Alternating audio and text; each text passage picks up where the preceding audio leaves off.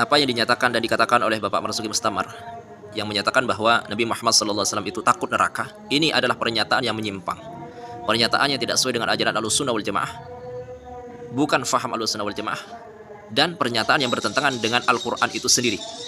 Kan Allah Subhanahu wa taala sendiri mengatakan, Allah mengabadikan dalam surah Yunus ayat 62. Allah berfirman, "Ala inna awliya Allah la khaufun alaihim wa lahum yahzanun." Camkan oleh kalian wahai umat Islam bahwa yang namanya wali-walinya Allah itu jangankan seorang nabi, jangankan seorang rasul, walinya Allah Subhanahu wa taala saja yang di bawah derajatnya, di bawah nabi, yang derajatnya di bawah rasul, tidak ada rasa takut, gak ada rasa khawatir kepada siapapun selain kepada Allah Subhanahu wa taala. Jadi mereka para wali gak ada yang namanya rasa takut, gak ada yang namanya rasa khawatir, susah menghadapi masalah sebesar apapun itu, termasuk menghadapi neraka jahanam. Gak ada rasa takutnya. Mereka takutnya hanya pada Allah Subhanahu wa taala.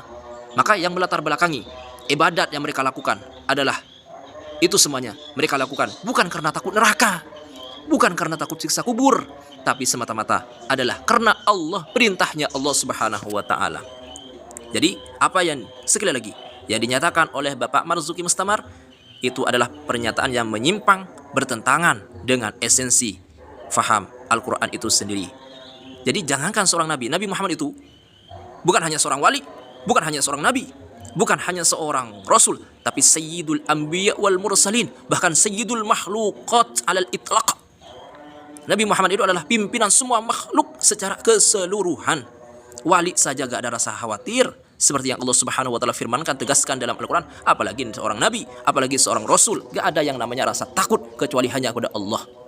Tengah hadis Bukhari cekap mau tahiyat akhir sholawat donga sing isine donga muga-muga dipun jagi direksa saking adab kubur nggih saking neraka ngoten ta piye dongane mari tahiyat Allahumma inni a'udzubika min adabil qabri kan ngoten ta wa a'udzubika min adabi jahannam lan ngoten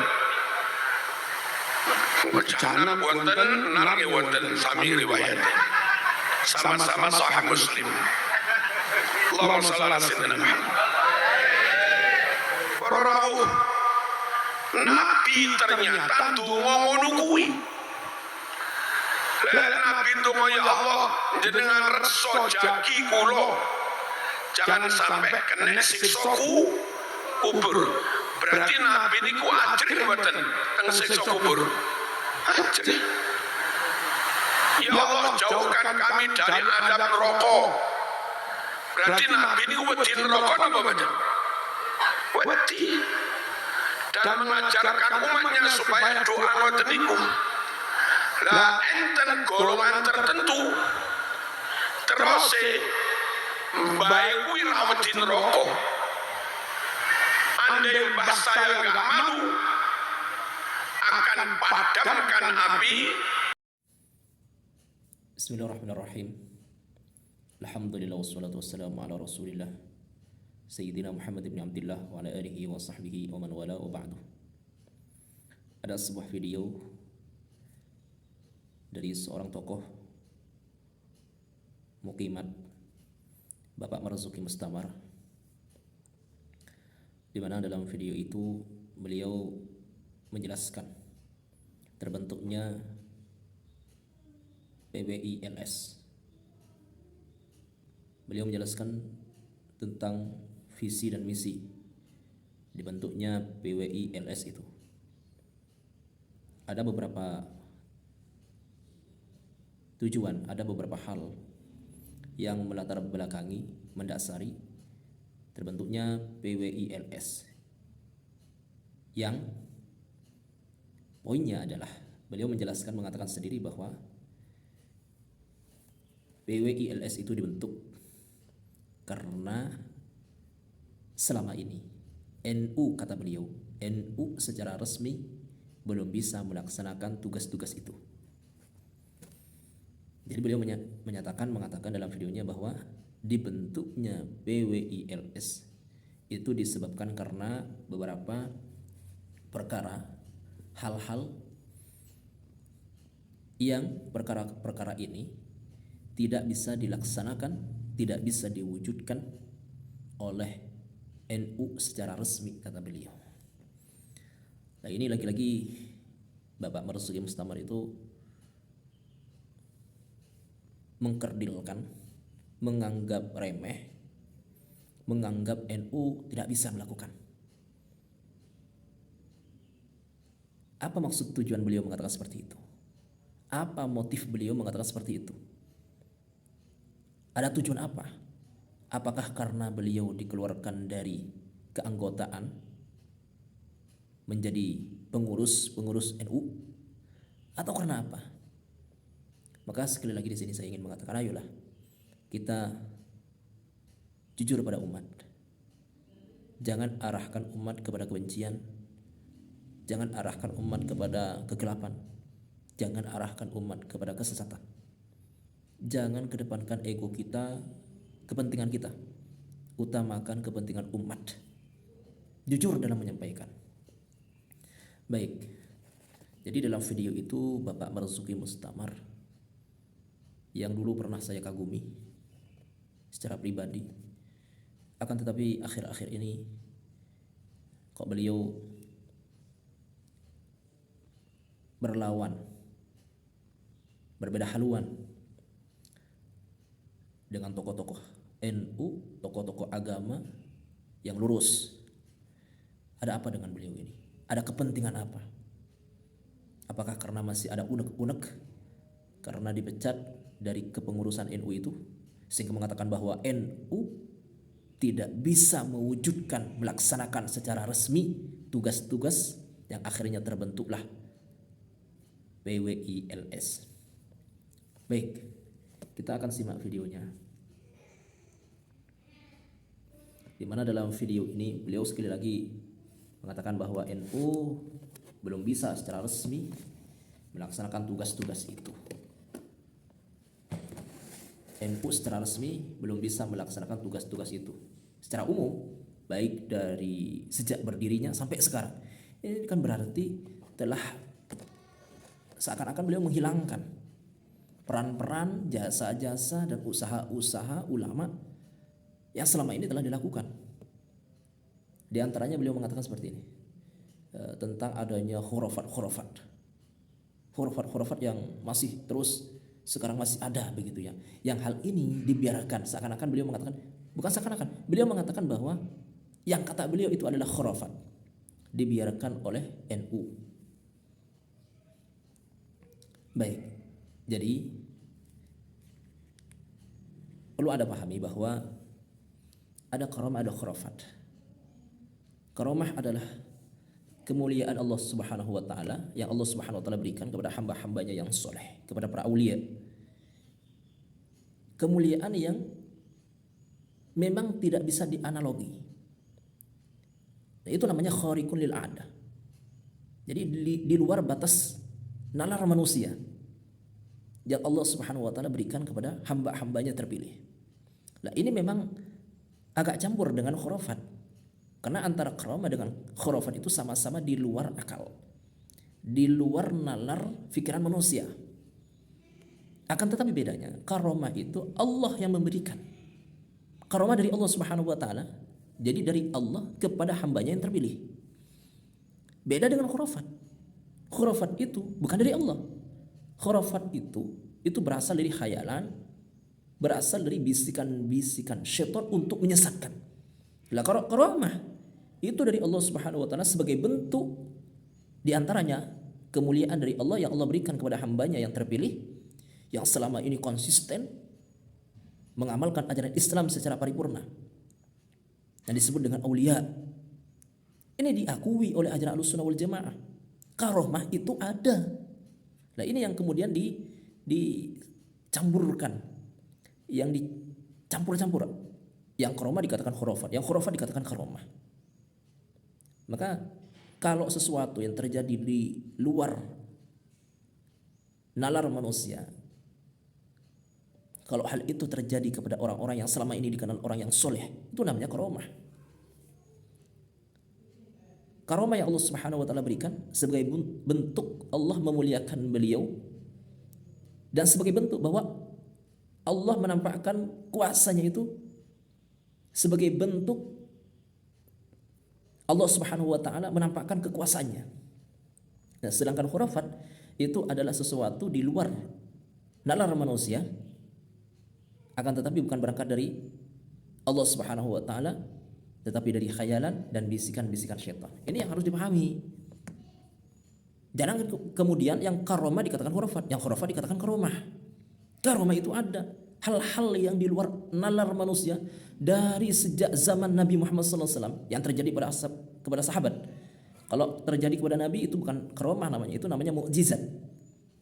Kalau terjadi kepada umat Nabi Muhammad, termasuk para sahabat sendiri, banyak sekali hal-hal di luar akal manusia, di luar jangkauan nalar fikiran manusia yang terjadi kepada para sahabat, kemudian kepada generasi-generasi setelahnya. Baik, kita akan simak videonya yang kemudian nanti akan kami tanggapi.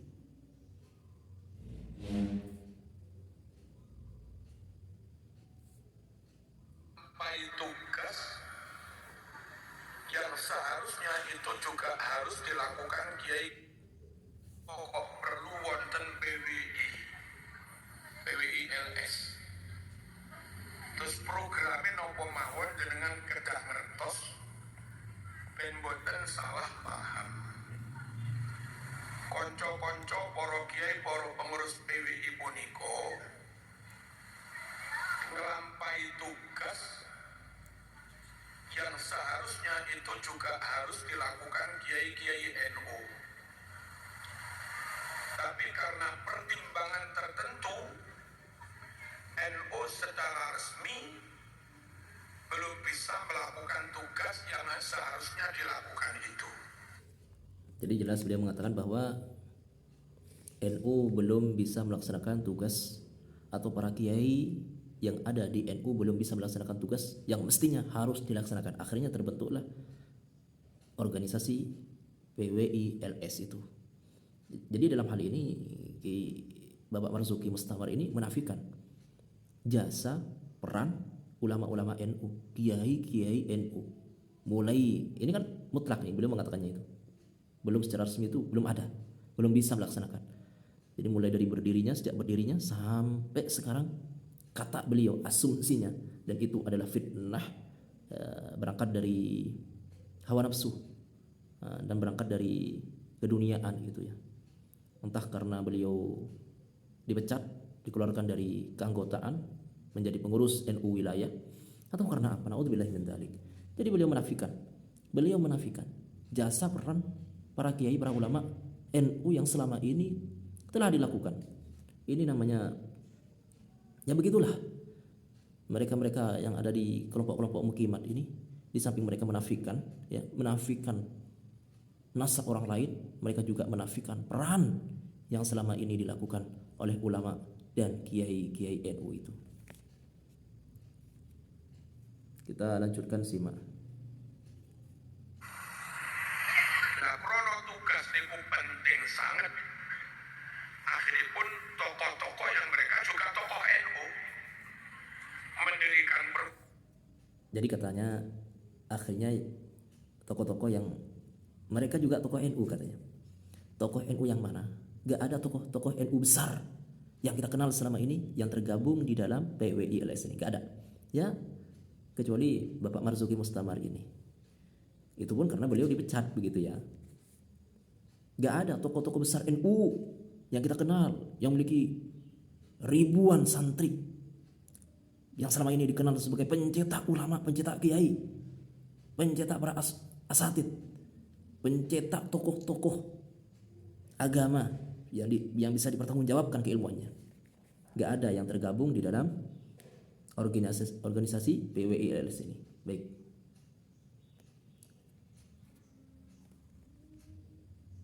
organisasi jenenge PWI Perjuangan Wali Songo Indonesia. Tugas nopo sih yang harus dilakukan itu?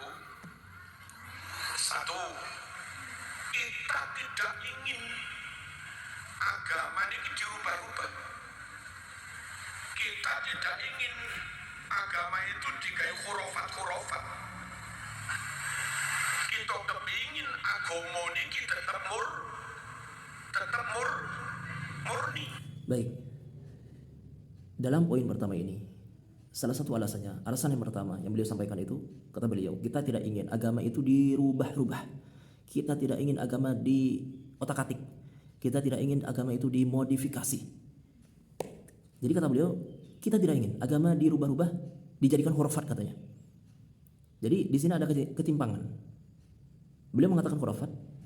Di sisi lain beliau tidak menjelaskan adanya karomah itu. Maksudnya apa ini? Apakah beliau menafikan adanya karomah? Kalau beliau menafikan adanya karomah, berarti sama halnya beliau telah keluar dari ajaran Nahdiyin, ajaran Nahdlatul Ulama itu sendiri, ajaran Ahlussunnah wal Jamaah yang mengakui adanya karomah. Baik, agar durasi videonya ini tidak berkepanjangan, saya simpulkan dari pernyataan Bapak Marzuki Mustamar yang ada dalam video tadi bahwa beliau itu telah mencampur baurkan pemahaman antara khurafat dengan karomah. Jadi karomah dikatakan khurafat, yang khurafat dikatakan karomah. Jadi dalam hal ini Bapak Marzuki Mustamar itu, beliau tidak mengakui karomah yang dimiliki oleh para Ba'alawi ini.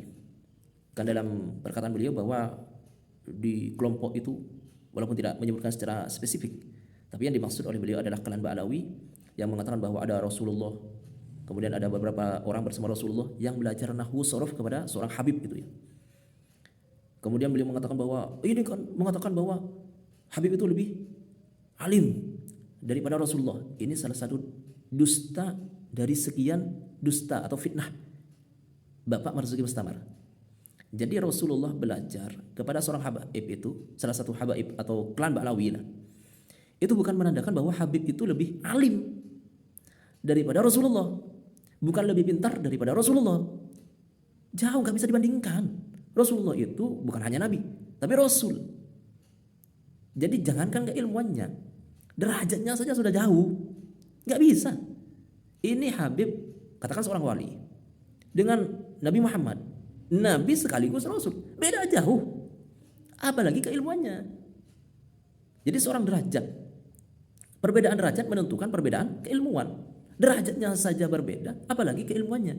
Rasulullah hadir dalam majelis, katakan seorang Habib itu menghadiri kajian nahwu sorof. Itu bukan berarti sahabib itu lebih faham daripada Rasulullah yang merupakan nabinya, merupakan rasulnya. Bukan seperti itu pemahamannya, tapi itu salah satu bentuk karomah, kemuliaan dari Allah Subhanahu wa taala, dan bentuk syahadah, persaksian bahwa memang Habib itu adalah seorang yang alim sehingga diakui oleh Nabi Muhammad SAW. Seperti itu. Bukan kemudian mengatakan bahwa si Habib itu lebih alim, bukan seperti itu. Ini sama halnya ketika ada seorang guru kemudian mendatangi kelas seorang muridnya, duduk di situ. Itu bukan menandakan bahwa sang murid tersebut lebih alim daripada gurunya, tapi salah satu bentuk kasih sayang dan bentuk persaksian syahadat seorang guru kepada muridnya bahwa muridnya ini telah diakui keilmuannya, ahli dalam bidang yang sedang ditekuni itu. Jadi salah satu dusta itu kalau yang mengatakan bahwa kemudian dikatakan ini mengakui bahwa si Habib lebih alim daripada Rasulullah. Dusta. Gak ada seperti itu, gak ada pemahaman dari kalangan Ba'alawi, dari para habaib yang memiliki pemahaman seperti ini, mengatakan bahwa si Habib itu lebih alim daripada Rasulullah. Beda. Wali jauh di bawahnya para nabi, para rasul. Jangankan para rasul, wali itu masih di bawahnya para nabi, nabi di bawahnya para rasul. Rasulullah Nabi Muhammad itu bukan hanya seorang nabi, bukan hanya seorang rasul, tapi sayyidul anbiya wal mursalin. Ini yang perlu dipahami. Baik, lah hal-hal yang seperti ini kan di luar akal manusia, di luar nalar manusia, di luar akal pikiran manusia. Hal yang luar biasa begitu ya, yang gak masuk akal. Lah ini namanya karomah. Karomah dari Allah Subhanahu wa taala. Jadi sekali lagi ada karomah, ada khurafat. Nah, sumbernya pun berbeda. Karomah itu dari Allah Subhanahu wa taala yang Allah sekali lagi berikan kepada hamba-hambanya terpilih, tersayang, karena keistiqomahannya, ketekunannya orang tersebut di dalam beribadah kepada Allah Subhanahu wa taala, Allah muliakan dia dengan sebuah hal-hal yang luar biasa yang tidak bisa dilakukan oleh orang-orang biasa. Ini namanya karomah, beda dengan khurafat. Baik, termasuk di antaranya karomah yang seperti dikatakan bahwa ketika ditanya itu ya oleh para malaikat Munkar Nakir, siapa Tuhanmu? Itu bukan mengatakan, oh Tuhan saya, Habib. Bukan. Mengatakan, jadi saya itu memiliki pemahaman, ini salah satu bentuk penyelewengan ya yang dilakukan oleh Bapak Marzuki. Apa yang diceritakan oleh Habib itu yang mengatakan bahwa Tuhan saya, ketika ditanya oleh para malaikat, Tuhan kamu siapa? Habib. Itu bukan mengatakan bahwa Tuhannya Habib. Tuhan saya Habib. Kan tidak mengatakan seperti itu. Tidak mengatakan Tuhan saya Habib. Dia hanya mengatakan Habib begitu. Ketika ditanya, Tuhan kamu siapa? Habib. Dijawab Habib. Habib begitu saja. Itu bukan mengatakan Tuhannya Habib. Ya kalau jelas mengatakan Tuhan saya adalah Habib, itu jelas syirik. Tapi kan ketika ditanya oleh para Munkar Nakir, para malaikat yang bertugas untuk mempertanyakan kepada mayit dalam kuburnya itu, siapa Tuhan kamu? Dia akan hanya menjawab Habib. Maksudnya itu adalah saya ini muridnya Habib. Saya diajarkan oleh Habib itu mengenal Allah, mengenal Nabi Muhammad, memahami syariat dengan benar. Kok kamu bertanya seperti ini? Begitu. Jadi ini salah satu bentuk pemfitnahan, penyelewengan, penuduhan. Seakan-akan yang mengatakan itu ketika ditanya oleh Munkar Nakir, siapa Tuhan kamu? Kemudian dijawab Habib. Itu seakan-akan mengatakan bahwa Tuhannya adalah Habib. Bukan. Tapi saya adalah murid dari Habib ini yang telah mengajarkan saya kenal dengan Allah, mengajarkan saya kenal dengan nabinya, mengajarkan saya faham syariat Islam, akhirnya saya beribadah kepada Allah Subhanahu wa taala. Kok kamu bertanya seperti ini? Ini pertanyaan yang gampang. Ini namanya karomah, bukan khurafat. Sama halnya ya, sama halnya dengan yang terjadi pada Sayyidina Umar itu. Sayyidina Umar ketika ditanya oleh para malaikat Munkar Nakir itu, Tuhan kamu siapa? Man rabbukah? Kemudian dibalik oleh Sayyidina Umar itu, ini ada ceritanya. Ada hadisnya bahkan bahwa Sayyidina Umar itu balik bertanya, lah Tuhan kamu siapa? Kamu mengatakan Tuhan saya, kamu bertanya Tuhan saya siapa? Jelas Allah. Lah kemudian Tuhan kamu siapa? Kata Sayyidina Umar. Ini kan enteng pertanyaan. Jadi dalam kondisi seperti itu, betul kata Allah Subhanahu wa taala, ala inna awliya Allah la khaufun alaihim wa lahum yahzanun. Para walinya Allah itu, para kekasih-kekasihnya Allah itu gak ada rasa kekhawatiran, gak ada rasa takut, gak ada rasa susah galau menghadapi sesuatu, segenting apapun itu, gak ada. Jadi kalau orang itu betul walinya Allah Subhanahu wa taala, dalam setiap situasi kondisi apapun itu, menghadapi masalah seberat apapun itu, tenang, gak ada rasa takut. Itu wali Allah. Itu jelas Allah Subhanahu wa taala tegaskan dalam Al-Qur'an. Para wali itu seperti itu, gak ada rasa kekhawatiran, gak ada rasa takutnya. Termasuk ketika menghadapi Munkar Nakir itu, dihadapi dengan enteng, bahkan malah bertanya balik seperti yang terjadi kepada Sayyidina Umar ini. Kamu bertanya, Tuhan saya siapa? Allah. Terus Tuhan kalian siapa? Ini kan pertanyaan yang keluar dari orang yang memang tidak ada rasa takut, rasa khawatir sama sekali kecuali kepada Allah Subhanahu wa taala. Jadi intinya Bapak Marzuki Mustamar ini, beliau itu meniadakan karomah para Ba'alawi ini, yang hal itu adalah merupakan wali-walinya Allah Subhanahu wa taala. Kemudian dijadikan khurafat, khayalan itu. Beda. Kalau khayalan itu, kalau khurafat itu adalah khayalan. Ya, cerita dongeng yang dibuat-buat ataupun dari halusinasi yang ditimbulkan oleh syaitan, itu khurafat. Kemudian diyakini, kemudian dibenarkan, itu namanya khurafat. Tapi kalau karomah itu dari Allah Subhanahu wa taala. Jadi dari sumbernya saja antara karomah dengan khurafat itu sudah berbeda. Tujuannya juga berbeda. Sumbernya dari Allah kalau karomah, tujuannya adalah untuk menampakkan kuasanya Allah dan untuk memuliakan si orang itu dan untuk mengajak manusia lebih taat kepada Allah Subhanahu wa taala. Dengan adanya karomah seperti itu, agar supaya bisa taat kepada Allah, mengajak manusia tertarik kepada pengamalan syariat secara benar. Nah, kemudian khurafat berbeda dari sumbernya saja dan tujuannya berbeda. Sumbernya dari syaitan, sumbernya dari halusinasi, khayalan-khayalan, dan tujuannya adalah untuk menyesatkan. Itu kalau khurafat. Jadi sekali lagi berbeda. Maka jangan kemudian yang karomah ini dikatakan khurafat. Yang khurafat justru dikatakan karomah. Kalau Anda meniadakan karomah, hal-hal yang di luar batas akal manusia yang terjadi kepada klan Ba'alawi atau kaum Ba'alawi, kemudian kenapa toh Anda menerima mengakui karomah hal-hal yang di luar akal manusia itu yang terjadi kepada tokoh-tokoh NU? Mestinya kalau pengen adil, yang terjadi kepada tokoh-tokoh NU sendiri, bahkan yang terjadi kepada muassis NU Ki Hasyim Asy'ari, yang beliau banyak memiliki hal-hal yang di luar akal manusia, terjadi di luar batas kemampuan manusia, terjadi kepada beliau.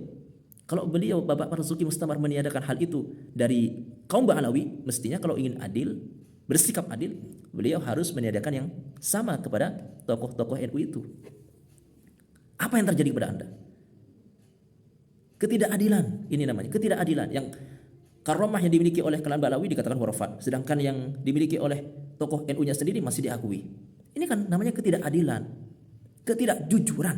Jadi sekali lagi, intinya Bapak Marzuki Mustamar itu meniadakan karomah. Itu karomah, hal-hal di luar akal manusia. Sekali lagi karomah dari Allah Subhanahu wa taala karena konsistensi, karena keistiqomahan mereka beribadah kepada Allah Subhanahu wa taala. Allah Subhanahu wa taala berikan yang namanya kemuliaan yang disebut dengan karomah. Baik, kemudian yang terakhir, saya ingin menanggapi pernyataan dari Bapak Marzuki Mustamar yang mengatakan bahwa Nabi saja takut kepada neraka.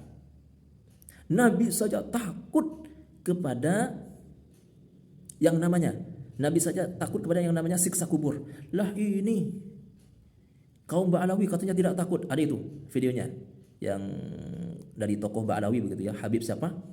Yang katanya tidak takut dengan neraka, tidak takut dengan siksa kubur. Perkataan beliau ini justru malah menurunkan derajat kemuliaan Nabi Muhammad sallallahu alaihi wasallam.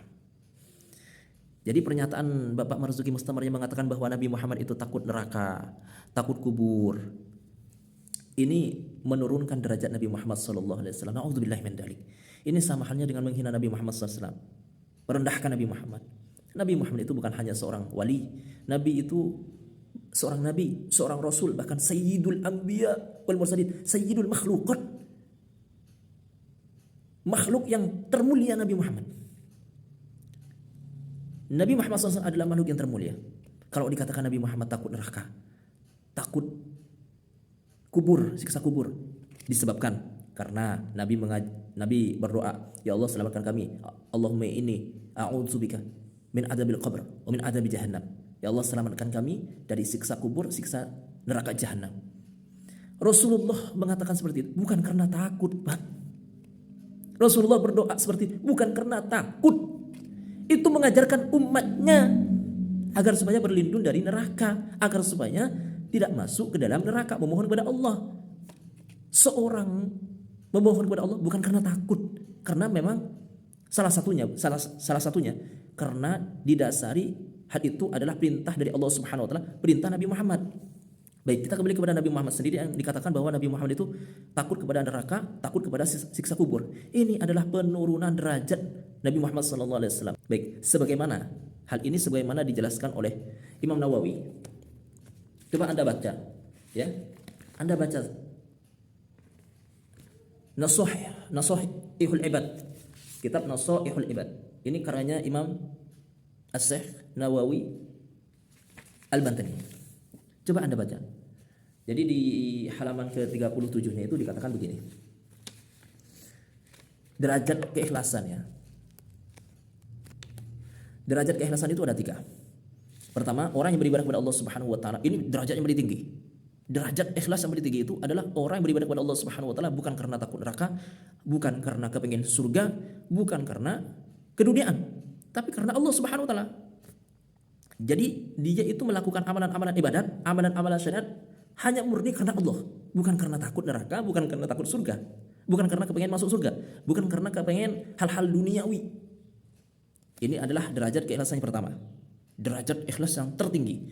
Kemudian di bawahnya lagi yang kedua, mengamalkan agama itu karena kepengen surga, takut neraka. Kemudian yang ketiga, secara ringkas, adalah mengamalkan agama karena kepengen dunia. Lah kalau Nabi dikatakan Nabi mengamalkan, ya, termasuk berdoa ini, termasuk berdoa. Doa kan ibadat, mukhul ibadat. Doa itu adalah mukhul ibadat. Kalau Nabi saja berdoa, ya Allah, lindungi hamba dari neraka, lindungi hamba dari siksa kubur. Berarti Nabi kan takut, katanya. Berarti Nabi wedi, Nabi takut neraka, Nabi takut siksa kubur. Bukan, Nabi itu mengajarkan kita agar supaya hanya berlindung begitu saja. Jadi Nabi itu bukan takut neraka, Nabi itu bukan takut kepada siksa kubur. Gak ada ceritanya para nabi, para rasul. Jangan para nabi, para rasul, para wali saja gak ada ceritanya takut kepada neraka, gak ada ceritanya takut kepada siksa kubur. Allah Subhanahu wa taala sendiri yang tegaskan itu. Ala inna awliya Allah, sekali lagi ayatnya itu, ala inna awliya Allah la khaufun alaihim wa lahum yahzanun. Gak ada ceritanya, kata Allah Subhanahu wa taala, gak ada ceritanya para wali itu takut susah, gak ada. Termasuk Nabi Muhammad. Nabi Muhammad sekali lagi bukan hanya seorang wali, tapi Nabi Rasul, Sayyidul Anbiya wal Mursalin. Jadi kalau Nabi dikatakan bahwa Nabi itu takut neraka, takut siksa kubur, ini namanya menurunkan derajat keikhlasan, ini namanya. Jadi keikhlasan yang tertinggi itu adalah beribadah kepada Allah Subhanahu wa taala semata-mata karena Allah, bukan karena takut. Kemudian beribadah kepada Allah Subhanahu wa taala karena takut neraka, karena kepengen surga, karena hal-hal akhirat ukhrawi. Ini derajat yang kedua. Kemudian derajat yang ketiga itu adalah beribadah kepada Allah karena kepengen dunia, kepengen kelancaran rezeki, mendapatkan jodoh, ataupun karena kepengen kehormatan, kedudukan keduniaan, hal-hal duniawi. Ini adalah derajat yang ketiga, yang terendah. Baik, jadi kalau Nabi ikhlasnya itu ikhlas yang paling top. Nabi itu ikhlasnya paling tertinggi. Apa? Beliau beribadah kepada Allah Subhanahu wa taala semata-mata karena Allah, bukan karena takut. Bukan karena takut neraka, bukan karena takut siksa kubur, gak ada itu. Itu namanya menurunkan derajat keikhlasan Nabi Muhammad sallallahu alaihi wasallam. Jadi sekali lagi, apa yang dikatakan oleh Bapak Marzuki Mustamar yang mengatakan bahwa Nabi takut neraka, takut kubur karena ada doa Nabi seperti itu. Doa Nabi seperti itu bukan menandakan, mengidentifikasikan bahwa Nabi itu khawatir, wedi, takut kepada neraka atau siksa kubur. Bukan. Itu mengajarkan kepada umat agar supaya umatnya itu berlindung kepada Allah Subhanahu wa taala dari siksa kubur, dari siksa neraka. Bukan takut. Di samping Nabi mengajarkan kepada umatnya, itu adalah perintah Nabi Muhammad sallallahu alaihi wasallam, sunnah Nabi Muhammad sallallahu alaihi wasallam. Baik. Jadi sekali lagi, gak ada kekhawatiran bagi seorang wali takut kepada hal-hal selain Allah Subhanahu wa taala. Wali saja nggak takut, apalagi Nabi, apalagi Rasul. Baik, demikian, semoga hal ini bisa bermanfaat. Semoga Allah Subhanahu wa taala menjaga diri kita, keluarga kita, terkhusus anak keturunan kita dari pemahaman yang menyimpang. Demikian, hadza minni wal afu minkum, wallahu a'lam.